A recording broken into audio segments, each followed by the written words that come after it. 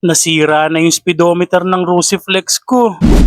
Bigla na nga lang nagloko yung speedometer nitong si Rusiflex. Minsan aandar, minsan hindi. At kapag ganito, ang usual problem naman ito is yung speed sensor o kaya yung kable niya. Pwedeng madumi lang yung speed sensor o kaya naman ang pinaka-worst ay yung sira na siya. Pero wag naman sana sira, gawin muna natin yung basic, linisin muna natin siya. Pero hindi ako mapakali, tinesting ko muna baka biglang bumalik. Kasi dati nangyari na rin to tapos bigla na lang umandar ulit siya. Kaya ang ginawa ko, nagpagas muna ako tapos dun sa medyo malayo para matesting natin yung speedometer. Pero wala talaga, after natin magpagas, pagbalik natin dito sa bahay ay ganun pa rin at hindi gumagana yung speedometer, naglolo ko pa rin siya. Kaya nag-decide na ako nakalasin yung speed sensor sa may front wheel para matesting natin kung madumi ba o malinis pa yung speed sensor. Sa pagbabaklas ay gagamit lang tayo ng 8mm deep socket para tanggalin to nag-iisang tornilyo dito sa may speed sensor niya. Pag natanggal na natin to nag-iisang tornilyo na to, pwede na nating hatakin yung speed sensor. And then dito makikita natin na madumi nga yung speed sensor niya kaya pinunasan natin siya ng microfiber na basahan. Then after kong linisin na ibinalik ko na siya. Sa mga nagtatanong kung paano daw ba umaandar tong speed sensor ni Rusiflex,